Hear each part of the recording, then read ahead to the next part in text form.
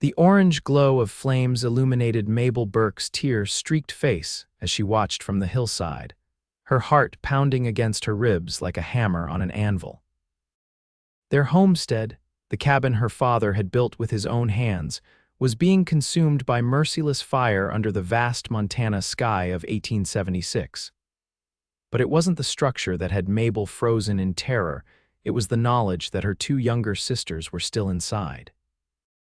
She had been gathering water from the creek when the first wisps of smoke appeared. Now, helpless and horrified, she watched as a lone figure on horseback thundered across the open plain toward the inferno. The stranger dismounted in one fluid motion, tying a bandana over his face before charging into the burning cabin without hesitation. Time seemed to stretch like pulled taffy as Mabel waited, her fists clenched so tight her nails bit into her palms. Then, like an apparition emerging from hell itself, the man appeared through the doorway, 11-year-old Emmeline cradled in his arms. He gently placed her on the grass before disappearing back into the flames, Mabel's breath caught in her throat. The roof was starting to cave. Sparks showered the ground like fallen stars. Just when she thought all hope was lost, the stranger emerged again, this time with 13-year-old Sarah wrapped in his coat, shielding her from the worst of the heat. As the cabin's main beam collapsed behind him with a deafening crack, the man stumbled forward, falling to his knees but keeping Sarah safely in his grasp. Mabel ran down the hill, her skirts gathered in her fists, her lungs burning from smoke and exertion. "Emmeline, Sarah." She cried as she reached them, falling to her knees beside her sisters. Both girls were coughing but conscious, their faces smudged with soot. Only when she was certain they were alive did Mabel turn to their rescuer. He had removed his bandana, revealing a strong, soot-blackened face with startling blue eyes beneath a shock of dark hair. Blood trickled from a cut on his forehead, and his hands were angry red with burns. "Thank you," Mabel whispered, the words woefully inadequate for what he had done. "You saved my sisters," the man nodded, fighting to catch his breath. "Name's Isaac Rawlins, madam, just passing through." His voice was rough from smoke, but there was a gentleness to it that belied his rugged appearance. "What happened here?" Mabel shook her head, her gaze drawn back to the burning remnants of their home. "I don't know. I was at the creek when it started." She swallowed hard. "Our parents, they're in town, won't be back until tomorrow." Isaac nodded, his eyes assessing the situation with calm efficiency despite his injuries. "You folks got somewhere to go for the night. The Johnsons have a place about 3 miles east," Mabel said, her mind racing to form a plan. "But my sisters need care now, they've breathed in too much smoke." "I've got supplies at my camp," Isaac said, gesturing to the ridge where his horse waited. "It's not much, but I can help tend to them until morning, then I'll escort you all to your neighbors." Mabel looked at this stranger, this cowboy who had risked everything to save her sisters, and made her decision. "Thank you, Mr. Rawlins. We accept your help." As they moved away from the burning cabin, Mabel turned for one last look. Their home, their possessions, all their memories gone. But her sisters were alive, thanks to this brave man whose courage had truly lit the night. Little did she know that this act of heroism would change the course of her life forever. Isaac's campsite was modest but well-ordered, the mark of a man who lived by routine and discipline. He had Sarah and Emmeline settled on his bedroll near the fire while he rummaged through his saddlebags for medical supplies. Mabel sat between her sisters, one hand on each of their shoulders, as if afraid they might vanish if she let go. "Here," Isaac said, offering Mabel a canteen. "Have them drink small sips. It'll help clear the smoke from their lungs." Mabel nodded gratefully, helping first Emmeline and then Sarah take careful drinks. Both girls were quieter than usual, their eyes wide with shock at losing their home. "Are you a doctor, Mr. Rawlins?" Sarah asked, her voice hoarse from the smoke. A small smile touched Isaac's lips. "No, miss, just picked up a few things over the years. Spent some time as a cavalry scout during the war, then worked cattle drives. You learn to patch people up when you're far from town." Mabel watched as he gently applied salve to a burn on Emmeline's arm. His hands, despite their size and obvious strength, moved with surprising tenderness. She noticed then the contrast between his smoke-stained skin and the clean lines where tears had cut through the soot on his face. "You're hurt," she said suddenly, reaching out toward the cut on his forehead before stopping herself. Isaac shrugged. "It's nothing, had worse shaving." "Please," Mabel insisted, taking the cloth and salve from him, "let me help you as you've helped us." After a moment's hesitation, he nodded and sat on a log, allowing her to clean his wound. Up close, she could see he was younger than she'd first thought, perhaps 26 or 27 to her 20 years. His eyes, when not squinting against pain, were a clear blue that reminded her of summer skies. "What brings you to these parts, Mr. Rawlins?" she asked, partly to distract him from her ministrations and partly out of genuine curiosity. "Looking for work," he replied. "Heard the Double R Ranch was hiring experienced hands, was heading there when I saw the fire." "That's Judge Rutherford's place," Mabel said. "About a day's ride from here. They're good people, and your family been here long." Mabel nodded, wringing excess water from the cloth before continuing to clean his face. 5 years. Pa was a carpenter back in Illinois. Mama wanted a fresh start after my brother died of fever. They went to town yesterday to get supplies and visit friends. Her voice caught. "They don't even know yet." Isaac caught her wrist gently as her hand trembled. "They'll be grateful their daughters are safe. That's what matters most." Mabel met his gaze, surprised by the understanding she found there. "Yes," she agreed softly, "that's what matters most." From her place on the bedroll, Emmeline spoke up. "How did you know we were in there, mister?" Isaac released Mabel's wrist, his attention turning to the young girl. "I was making camp when I saw the fire. Figured any homestead out here would have people inside. When I rode closer, I heard you calling for help." "You could have been killed," Mabel said, the full weight of his actions finally hitting her. "Couldn't just ride on by," he said simply, as if rushing into a burning building were the most natural thing in the world. Sarah, who had been quiet until now, looked up at Isaac with solemn eyes. "Thank you for saving us, Mr. Rawlins. You're our hero." A flush that had nothing to do with the heat of the fire spread across Isaac's cheeks. "Just did what anyone would do, miss." "Not anyone," Mabel contradicted softly. "What you did was extraordinary." Isaac cleared his throat, clearly uncomfortable with the praise. "You girls should get some rest. Dawn comes early and we've got a ride ahead of us tomorrow." As her sisters settled in, Mabel helped Isaac prepare a simple meal of coffee and beans. They ate in companionable silence, the crackling fire and occasional distant coyote howl the only sounds disturbing the night. Mabel couldn't help stealing glances at this enigmatic man who had appeared in their lives like an answered prayer. "I'll take first watch," Isaac said as they finished eating. "You get some sleep with your sisters."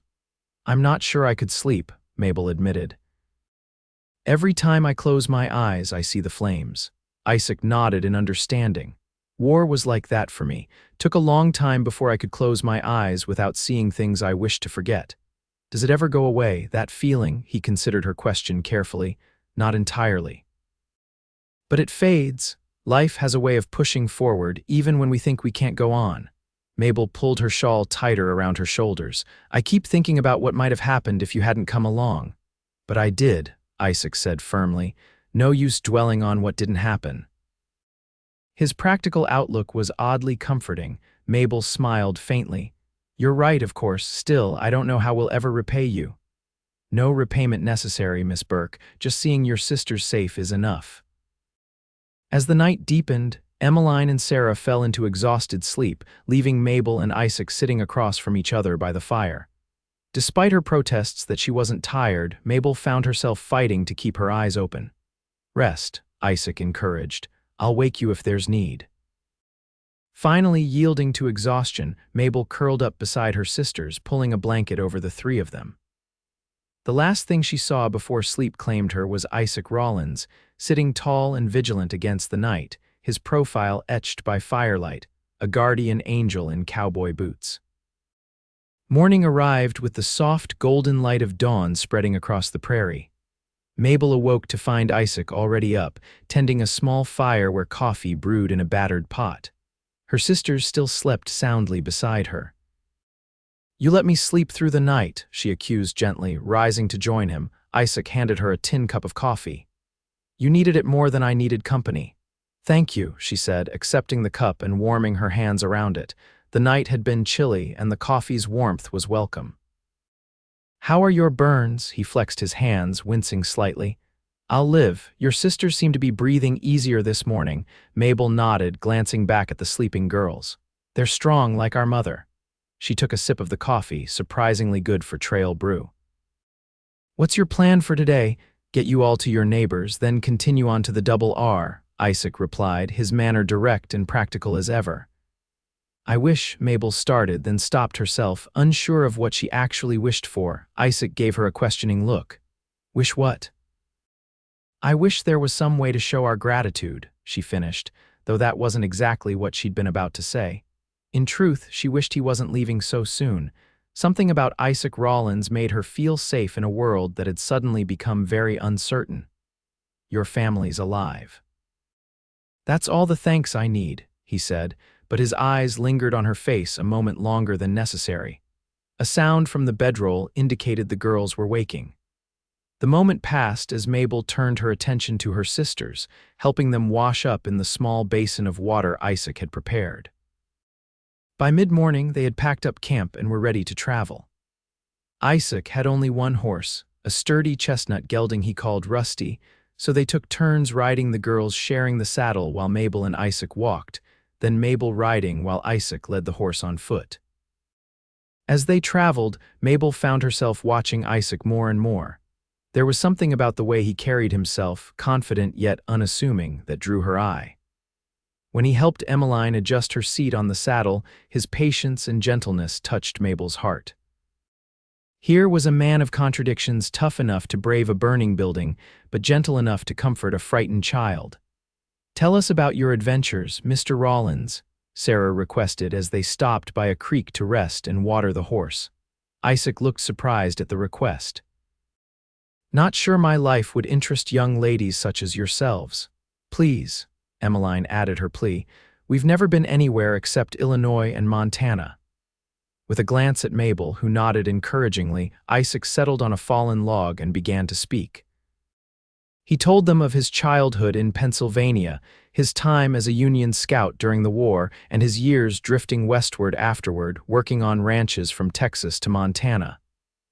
Have you ever shot anyone? Emmeline asked with the directness of youth. Emmeline, Mabel scolded. That's not a proper question. It's all right, Isaac said, though his expression had grown somber. Yes, during the war, it's not something I'm proud of or like to remember. Sarah, more perceptive than her years might suggest, reached out to pat his arm. I'm sorry the war made you sad, Mr. Rawlins. A ghost of a smile touched his lips. Thank you, Miss Sarah, but the war's long over now. As they continued their journey, the conversation turned to lighter topics. Isaac pointed out various plants and animal tracks, teaching the girls about the land around them. Mabel was impressed by his knowledge and the easy way he shared it, making learning seem like an adventure rather than a lesson. By mid-afternoon, they crested a hill and saw the Johnson homestead in the distance, a tidy cabin with smoke rising from the chimney, surrounded by corrals and outbuildings. We're almost there, Mabel said, a mixture of relief and unexpected regret in her voice. Soon Isaac would continue on his way, and she would likely never see him again. Miss Mabel, Isaac said quietly, falling back to walk beside her while the girls rode ahead, I've been thinking. Yes, she prompted when he didn't immediately continue. I'd like to ride into town tomorrow, find your parents and bring them to the Johnsons. They shouldn't hear about what happened from strangers. Mabel looked up at him, touched by his thoughtfulness. That's very kind of you, Mr. Rawlins, but what about your job at the Double R? Judge Rutherford's been looking for good hands for months. One more day won't matter. He hesitated, then added, and I'd like to make sure you and your sisters are settled before I move on. Why? The question slipped out before she could stop it. Isaac's eyes met hers, honest and direct. Because I care what happens to you. The simple declaration made Mabel's heart beat faster. Before she could respond, they were interrupted by Emmeline's excited shout. Mrs. Johnson is coming. She sees us.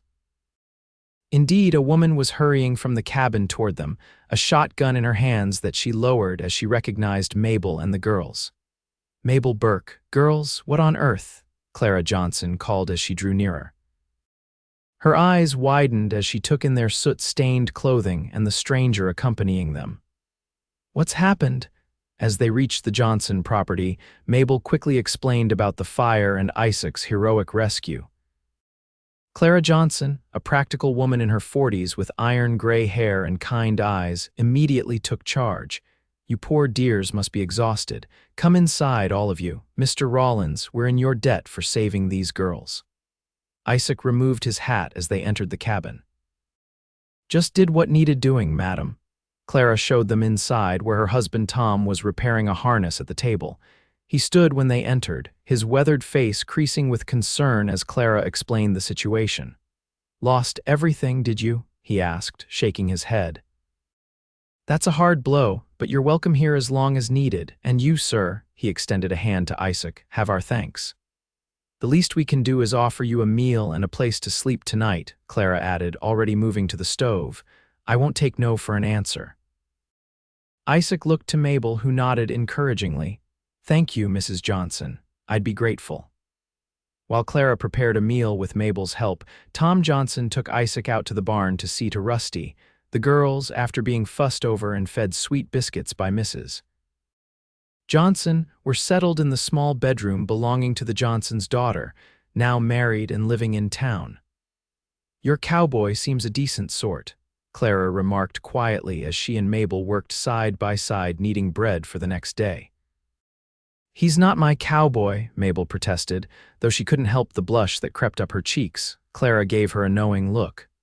"Maybe not yet, but I saw the way he watches you when he thinks no one's looking." "He's just concerned for us after the fire," Mabel said, focusing intently on the dough beneath her hands. Was all Clara said, but her smile spoke volumes. Dinner that night was a simple but hearty affair: rabbit stew, cornbread, and preserved peaches. Isaac ate with the quiet appreciation of a man accustomed to his own cooking, complimenting Clara on the meal with genuine warmth. As the evening progressed, Tom and Isaac fell into conversation about ranching and the challenges of the territory. Mabel found herself studying Isaac as he talked, noting how his reserved manner gave way to animation when discussing horses and cattle. There was a depth to him that intrigued her, a thoughtfulness behind his actions that spoke of a man who considered his choices carefully.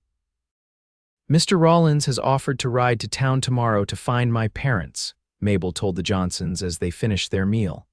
"A fine idea," Tom approved. "Better they hear about this from someone who was there. I'd go myself, but my back's been giving me fits lately." "Happy to do it," Isaac said. "Should be able to make it there and back in a day if I start at first light." "Then you'll need a good night's rest," Clara declared, standing to clear the dishes. "Tom, show Mr. Rawlins where he can bed down in the barn, and I'll send some blankets out shortly." As Isaac rose to follow Tom outside, he paused beside Mabel's chair. "I'll head out before dawn," he said quietly. "Anything special you want me to tell your parents?" Mabel looked up at him, suddenly aware of how close he stood. "Just that we're safe and waiting for them here. And that we owe it all to you." A hint of a smile touched his lips. "I'll leave out that last part." "Don't you dare," she replied, finding herself smiling back. For a moment, they simply looked at each other, something unspoken passing between them. Then Tom cleared his throat from the doorway, and Isaac nodded a quick goodnight before following him out into the evening darkness.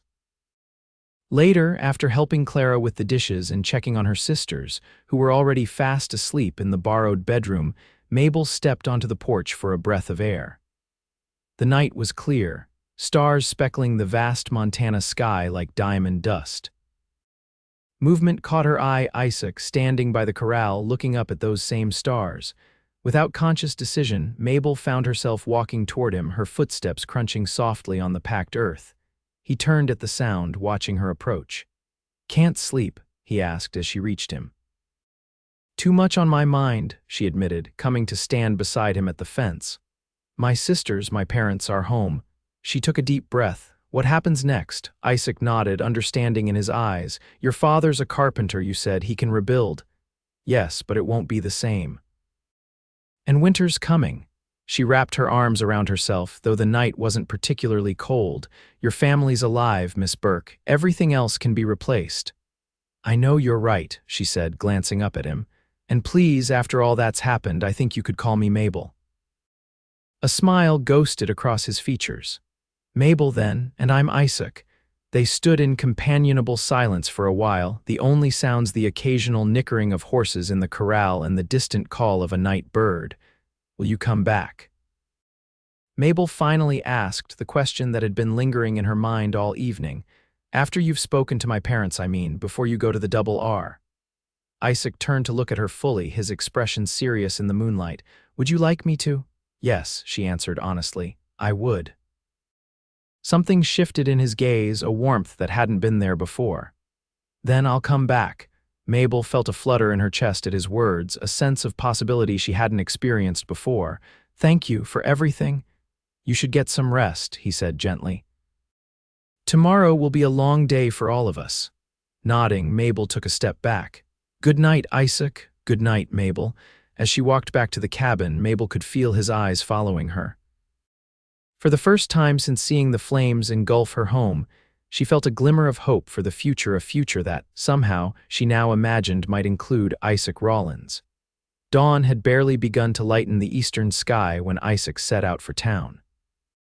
Mabel, unable to sleep, had risen to see him off, pressing a small packet of corn dodgers into his hands for the journey.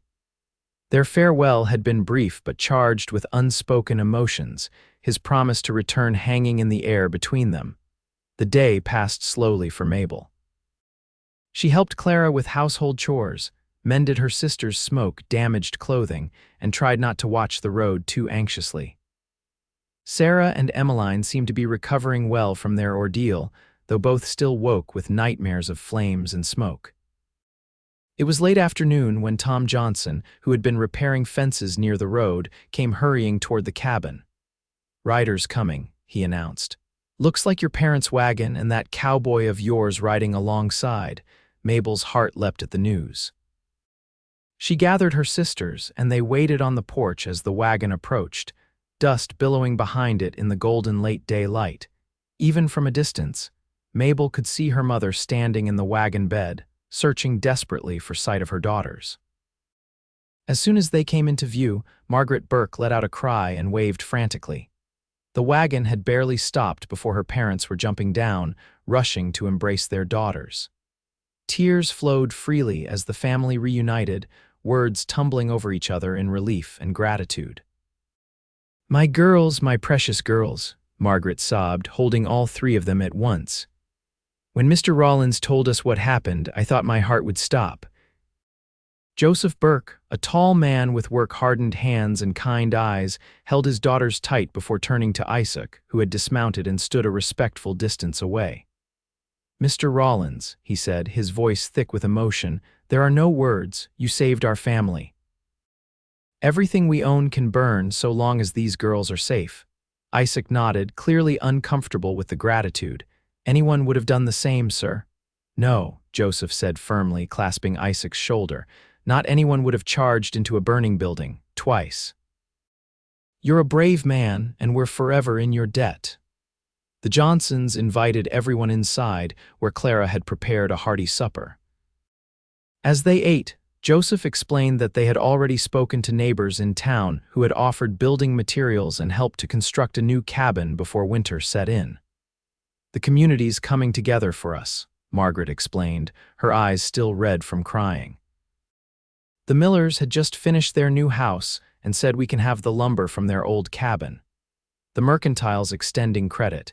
Even Judge Rutherford sent word he'd contribute when he heard what happened."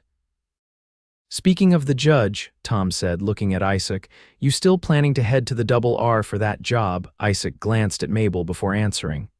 "That was my plan." Joseph Burke set down his coffee cup with decision. "Mr. Rawlins, I have a proposition for you if you'd hear it." "Of course, sir." "I'll need help rebuilding our home, and winter's not far off. If you're looking for work, I'd be proud to hire you on. Can't offer much in wages yet, but there's room and board and honest work." The offer hung in the air. Mabel held her breath, afraid to look at Isaac directly lest her hope be too evident in her eyes. "That's generous of you, Mr. Burke," Isaac said slowly, "but I wouldn't feel right taking wages from you after what your family's been through." "Nonsense," Joseph replied. "A man deserves fair pay for fair work. Besides, I've asked around town about you. Judge Rutherford himself said you've got a reputation as a hard worker from your time in Wyoming. Said he'd be sorry to lose you to me, but he understands the circumstances." Isaac's eyebrows rose in surprise. "You spoke to the judge about me," Joseph nodded. "First thing after Mr. Johnson told us what happened, wanted to know what manner of man had saved my daughters." "And," Isaac prompted, a smile crossed Joseph's weathered face, "and he said you're the kind of man this territory needs more of. Honest, hardworking, and brave. So what do you say? Help me rebuild at least until the snow flies." Mabel finally risked a glance at Isaac and found him already looking at her, a question in his eyes. She gave him a small, encouraging smile. "I'd be honored to help, Mr. Burke," Isaac said, turning back to her father. "Thank you for the opportunity."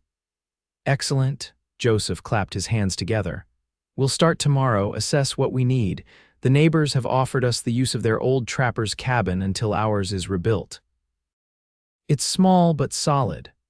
As the conversation continued around plans for rebuilding, Mabel caught Isaac's eye again. The look that passed between them held promise of time together, of possibilities unfolding, of a future neither had anticipated just days before. Later that evening, as the family prepared to move to the trapper's cabin, Mabel found a moment alone with Isaac by the Johnsons' well. "Thank you for accepting my father's offer," she said softly, drawing water for the night. "I meant what I said about being honored to help," he replied, taking the heavy bucket from her hands. "Your family is special, Mabel. So are you," she answered, surprising herself with her boldness. Most men would have ridden past that fire. Isaac set the bucket down, his eyes serious in the fading light. "When I saw your home burning, I didn't think about danger, I just knew I had to help. Then when I found your sisters..." He trailed off, searching for words. "What?" Mabel prompted gently. "When Emmeline told me her big sister was somewhere outside, I felt such relief, and then when I saw you running down that hill." He shook his head slightly, as if still processing the memory.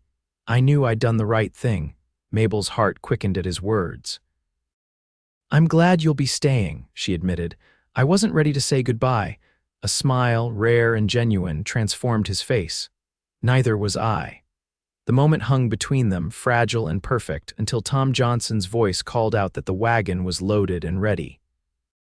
"We should go," Mabel said reluctantly. Isaac nodded, picking up the water bucket again. "Tomorrow's coming soon enough." As they walked back to join the others, their hands brushed accidentally, sending a current of awareness through Mabel that left her both frightened and exhilarated. Whatever lay ahead, she knew with sudden certainty that her life had changed irrevocably the night Isaac Rawlins rode into their burning homestead, and not just because he had saved her sisters. Something new had kindled that night, something that glowed as brightly as the flames had, but with the promise of warmth rather than destruction. The following weeks passed in a blur of activity. The trapper's cabin, while cramped for a family of 5 plus Isaac, who slept in the attached lean-to, was serviceable enough. Joseph Burke and Isaac rode into town the first day to arrange for salvageable materials and purchase what else was needed, returning with a wagon loaded with lumber, nails, and tools. Work on the new cabin began immediately. Isaac proved himself invaluable, not only with his strength and skills, but also with his practical suggestions that Joseph quickly came to respect. They chose to rebuild on the same site, though Joseph decided to make the new cabin larger than the original, with proper bedrooms for the girls. Mabel found herself falling into a routine. She and her mother managed the household tasks in their temporary home, prepared meals for the workers, and frequently visited the building site to see the progress. More often than not, Mabel volunteered to bring the midday meal, riding over with a basket of food and staying to help where she could. It was during these visits that she and Isaac found brief moments to talk. Sometimes they worked side by side, Mabel holding boards while Isaac nailed them in place. Other times, they would share lunch apart from the other workers, sitting in the shade of a cottonwood tree that had survived the fire. "Did you always want to be a carpenter like your father?" Isaac asked one such afternoon halfway through October as they sat with their backs against the tree trunk. Mabel shook her head, smiling. "No, though I've picked up a fair bit just from watching him work. I always thought I might become a teacher someday." "You'd be good at it," Isaac said. "I've seen how patient you are with your sisters." "What about you? Did you always want to be a cowboy?" Isaac considered the question. "Not specifically. I wanted adventure, I suppose, to see places beyond Pennsylvania. The war gave me that chance, though not in the way I'd imagined." A shadow crossed his face, as it often did when he mentioned the war. "Afterward, moving west seemed natural. Open spaces suited me better than towns and cities." "Do you ever miss having a permanent home?" Mabel asked, curious about this man who had traveled so widely. "Sometimes," he admitted. "More lately than before." His gaze met hers, and Mabel felt her cheeks warm under his steady look. There had been more such moments between them as the weeks passed, lingering glances, hands touching longer than necessary when passing tools, conversations that seemed to hold deeper meanings beneath the ordinary words. "The cabin will be finished soon," she said, changing the subject slightly. "Father says another 2 weeks at most." "Your pa's a good man to work for," Isaac said, "knows his craft well." "Will you stay on after it's done?" The question had been weighing on her mind, but she'd been afraid to ask it directly until now. Isaac was quiet for a moment, studying the half-built structure before them. "He's offered me work through the winter, helping with furniture and outbuildings." He turned to look at her again. "I'd like to stay if that's all right with you." Mabel's heart skipped a beat at the directness of his question. "I'd like that very much," she answered honestly. A small smile curved his lips. "Then I'll stay." The moment was interrupted by Joseph calling for Isaac's help with a heavy beam. As Isaac rose and offered Mabel his hand to help her up, their fingers intertwined briefly, a silent acknowledgement of what had just passed between them. As the days grew shorter and the air crisper with the approach of winter, work on the cabin continued at a steady pace. Neighbors frequently came to help, turning the rebuilding into a community effort. Women brought food and helped Margaret begin replacing household items lost in the fire, while men worked alongside Joseph and Isaac from sunup to sundown. By early November, the exterior of the cabin was complete, with work continuing on the interior as the first snows began to dust the Montana landscape. The family had moved in even before the inside was finished, all of them eager to be in their own home again, however incomplete. The Sunday before Thanksgiving, the local minister rode out to hold a small service of blessing for the new home. Neighbors gathered afterward for a meal, filling the cabin with warmth and conversation. Mabel, helping to serve food, kept finding her gaze drawn to Isaac, who stood talking with her father and several other men. He had changed in the weeks since coming into their lives. The reserved, solitary cowboy had gradually given way to a man more at ease with company, though he still preferred listening to talking. His lean frame had filled out somewhat with regular meals, and the wariness that had often shadowed his eyes had softened. "He's a fine man," Margaret Burke said softly, coming to stand beside her daughter. "Your father thinks the world of him." Mabel glanced at her mother, wondering how transparent her feelings had become. "He's been a tremendous help to us all." "More than that to you, I think," Margaret observed, her tone gentle rather than accusatory. Mabel felt heat rise to her cheeks. "Mother, it's nothing to be embarrassed about, dear. I've seen how you look at each other." She patted Mabel's arm reassuringly. "Your father and I have discussed it. We approve should things progress in that direction."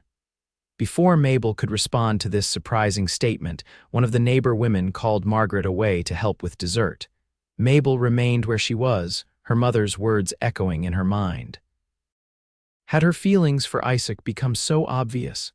And more importantly, had her mother been right about Isaac returning those feelings? Later that evening, after the guests had departed and her parents and sisters had gone to bed, Mabel sat alone by the fire, lost in thought. The sound of the front door opening quietly drew her attention.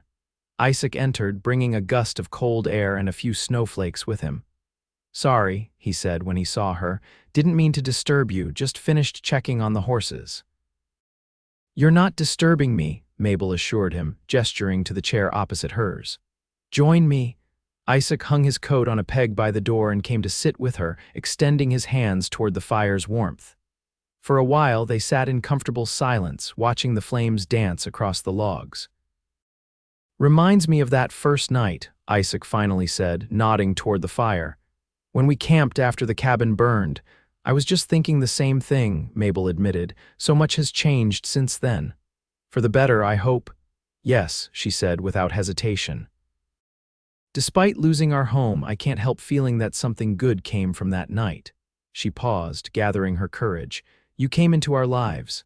Isaac's eyes, reflecting the firelight, held her steadily. "I never expected to stay when I first saw that fire. I was just passing through." "Why did you?" Mabel asked softly. "Stay, I mean." He was quiet for a long moment, considering his words carefully.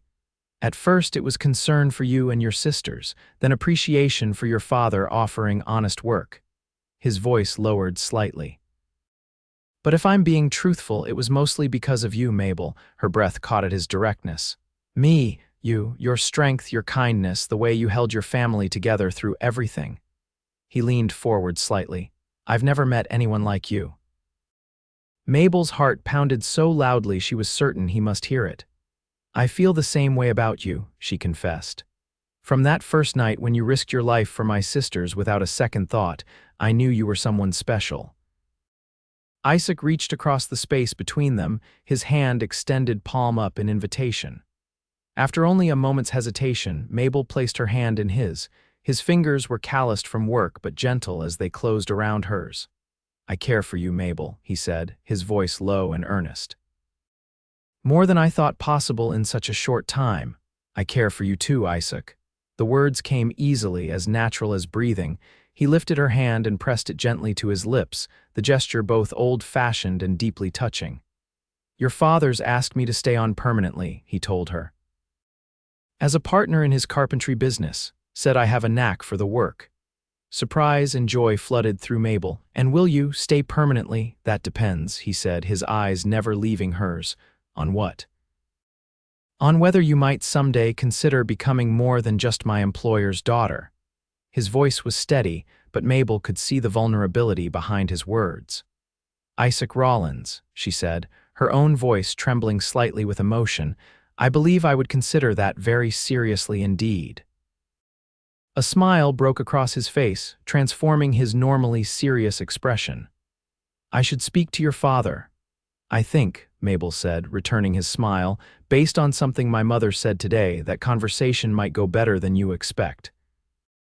Isaac's eyebrows rose in question, but before he could ask for clarification, a log shifted in the fireplace, sending up a shower of sparks. Both of them instinctively looked toward the fire, then back at each other, the shared memory of their first meeting hanging between them. "Fire brought you to us," Mabel said softly. "I used to be frightened of it after what happened, but now—" She looked at the hearth where flames danced safely behind the grate. "Now I see it differently." "How do you see it?" Isaac asked, his thumb tracing circles on the back of her hand. "As the beginning of our story," she answered simply, Isaac's expression softened with tenderness. "A story I hope will be very long and very happy." "As do I," Mabel whispered, and in the warm glow of the fire, their hands remained joined, a promise of the future they would build together. The winter passed in a whirl of activity and deepening emotions. Isaac spoke to Joseph Burke the very next day after their fireside conversation, receiving a hearty handshake and blessing to court Mabel properly. What followed were months of shared work and stolen moments of privacy, as Isaac and Mabel's relationship blossomed despite the constraints of frontier propriety and a household full of family.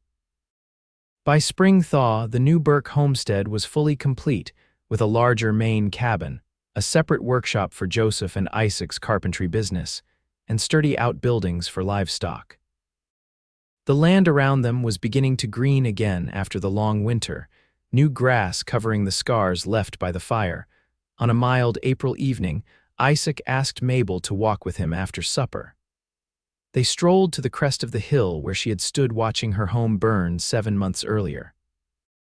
The view was transformed now, the new cabin below them solid and welcoming, smoke curling peacefully from its chimney. "Hard to believe it's the same place," Mabel remarked, her arm linked through Isaac's as they surveyed the homestead.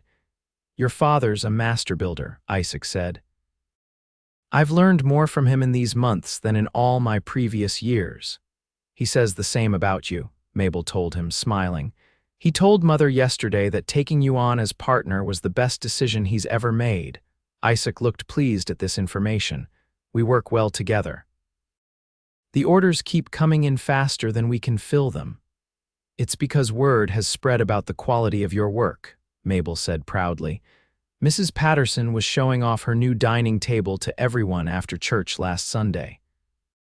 They stood in comfortable silence for a moment, watching as the setting sun bathed the landscape in golden light.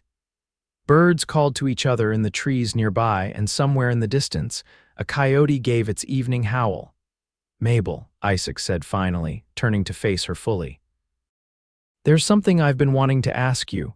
Her heart quickened at the seriousness in his tone. "Yes." Isaac took both her hands in his blue eyes intent on her face. "These past months have been the happiest of my life. Before I met you, I was just drifting, never staying in one place long enough to put down roots. But now," he glanced at the homestead below them, "now I've found where I belong." Mabel squeezed his hands encouragingly, too moved to speak. "I love you, Mabel Burke," Isaac continued, his voice steady despite the emotion behind his words. "I love your strength and your kindness, your laugh and your determination. I love the way you care for your family and the way you've welcomed me into it. I want to spend my life with you if you'll have me." As he spoke, he reached into his pocket and withdrew a small wooden box, beautifully carved with intricate patterns of flowers and vines. "Did you make this?" Mabel asked, recognizing his craftsmanship. "I did," he confirmed, opening the box to reveal a delicate gold ring with a small pearl at its center. "And this was my mother's.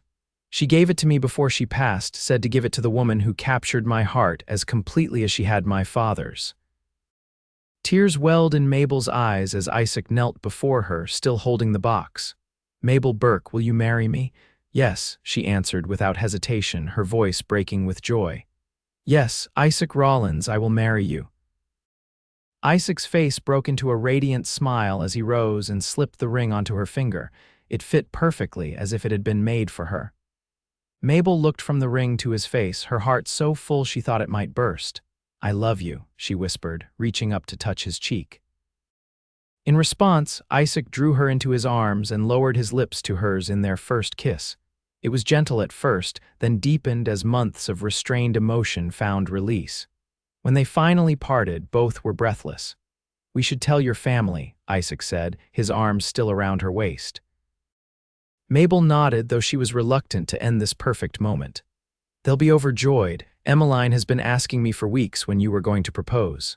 Isaac laughed, the sound warm and free. "Has she now, and what did you tell her?" "That these things take time," Mabel replied primly, then broke into a smile. "Though I might have been wondering the same thing myself.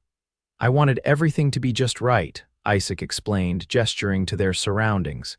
"This place means so much to both of us. It seemed fitting to ask you here, where our story began." As they walked hand in hand back down the hill toward the cabin, Mabel felt a sense of completion, as if her life had come full circle. The tragedy that had struck their family had ultimately led to this moment of perfect happiness. Their engagement announcement was met with cheers and tears from the Burke family. Margaret embraced Isaac as a son, while Joseph pounded him on the back and declared it was about time. Sarah and Emmeline hugged their sister and future brother-in-law, already discussing wedding plans with girlish enthusiasm.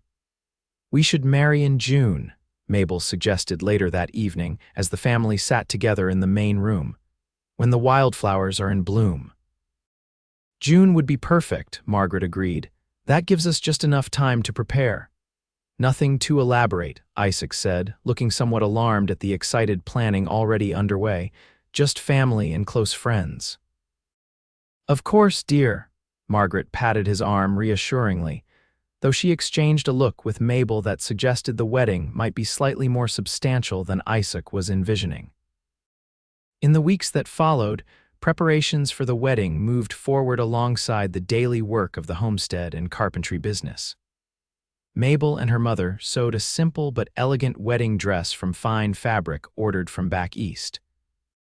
Isaac, with Joseph's help, built a small cabin on Burke land as a wedding gift for his bride, their own home, separate but close to her family. The community rallied around the young couple, just as they had during the rebuilding. Women brought handmade quilts and household items, while men contributed labor to the new cabin or brought gifts of livestock and tools. Even Judge Rutherford sent a fine clock from his recent trip to Denver, with a note expressing his happiness that Isaac had found his place in the community. June arrived with perfect weather, warm days and cool nights, the prairie bursting with colorful wildflowers. The wedding was set for the third Saturday of the month, to be held outdoors near the spot where Isaac had proposed. The evening before the wedding, after the rehearsal and dinner with family and the visiting minister, Isaac and Mabel took one last walk as an engaged couple. "Nervous?" Mabel asked as they strolled hand in hand under a sky ablaze with stars, "about marrying you?" "Not in the least," Isaac replied with a smile.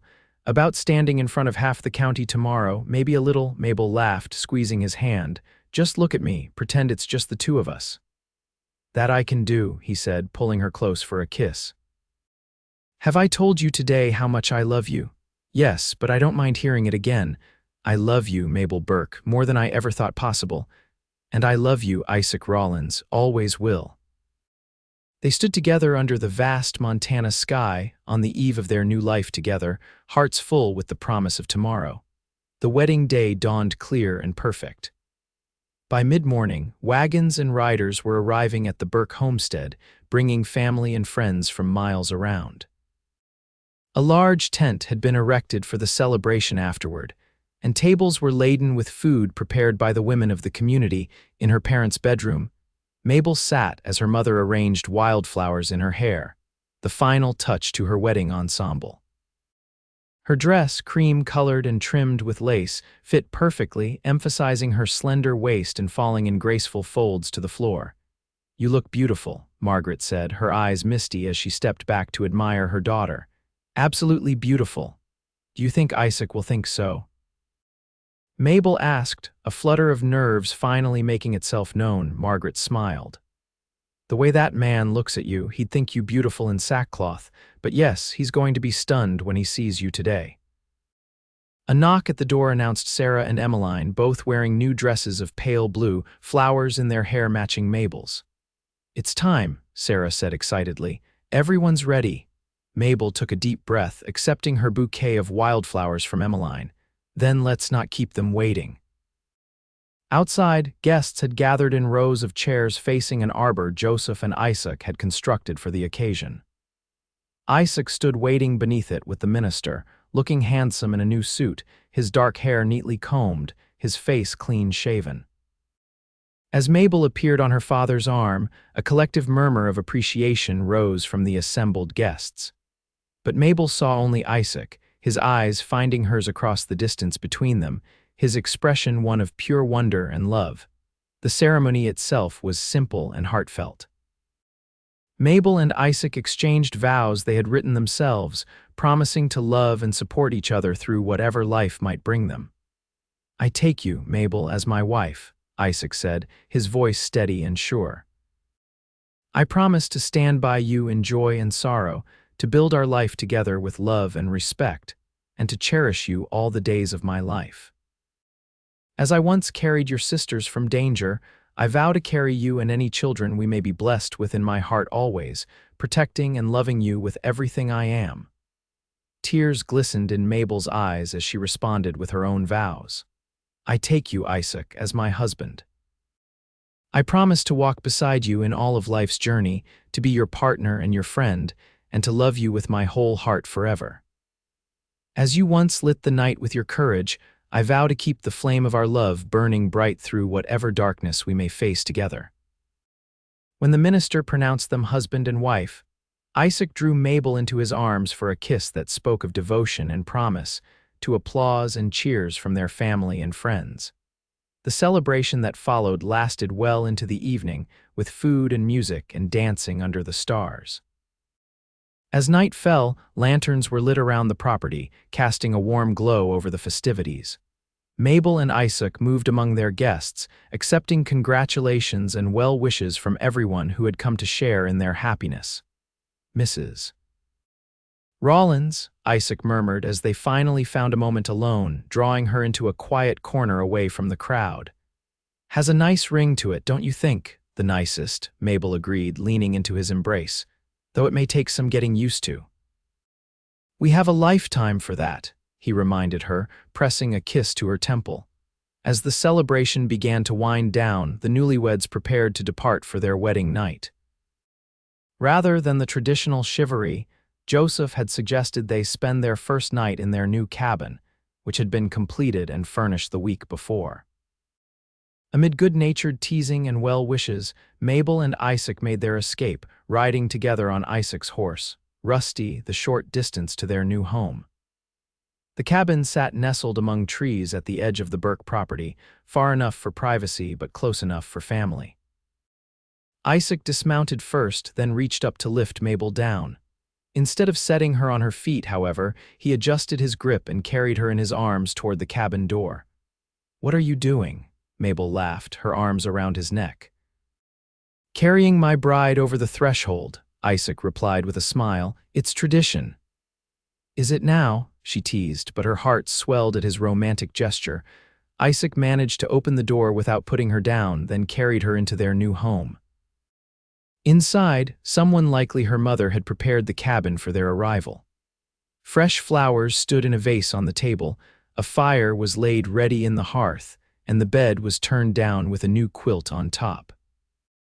Setting Mabel gently on her feet, Isaac closed the door behind them and lit a lamp, casting a soft glow around the simple but comfortable space they would now share. "Welcome home, Mrs. Rawlins," he said softly, taking her hands in his. "Our home," Mabel marveled, looking around at the cabin Isaac had built with such care. Every detail showed his craftsmanship and thoughtfulness, from the carved mantel over the fireplace to the comfortable chairs positioned to catch the morning light. "Do you like it?" There was a hint of uncertainty in his voice, as if even now he couldn't quite believe this happiness was really his. "I love it," Mabel assured him, reaching up to touch his face. "It's perfect, just like this day has been perfect." Isaac turned his head slightly to press a kiss to her palm. "I still can't believe you're my wife," he confessed. "Sometimes I think I must be dreaming." "Not a dream," Mabel whispered, drawing closer to him. "This is real. We're real." Their lips met in a kiss that held all the promise of their future together, tender yet passionate, familiar yet new. As husband and wife, they would face whatever lay ahead side by side, their love forged in the fire that had first brought them together. 5 years later, Mabel Rawlins stood on the porch of their expanded cabin, watching as Isaac rode up the path with their 3-year-old son, James, seated in front of him on the saddle. Behind them came a wagon driven by Joseph Burke, with Margaret holding little Elizabeth, just 18 months old. "Mama," James called excitedly, waving as they approached. "Grandpa let me help with the horses, did he now?" Mabel called back with a smile, one hand resting on her rounded stomach where their third child grew. "What a big boy you're becoming." Isaac dismounted and lifted James down before coming to kiss his wife. "How are you feeling?" he asked, his hand joining hers over their unborn child. "Wonderful," she assured him. "And eager to hear about town. Did the furniture delivery go well?" "Better than expected," Isaac confirmed as they moved to help Margaret and Joseph with Elizabeth and the supplies they'd brought from town. Mr. Henderson was so pleased with his dining set that he commissioned a bedroom suite as well, and Judge Rutherford stopped by the shop to say he wants to discuss building a new courthouse next spring.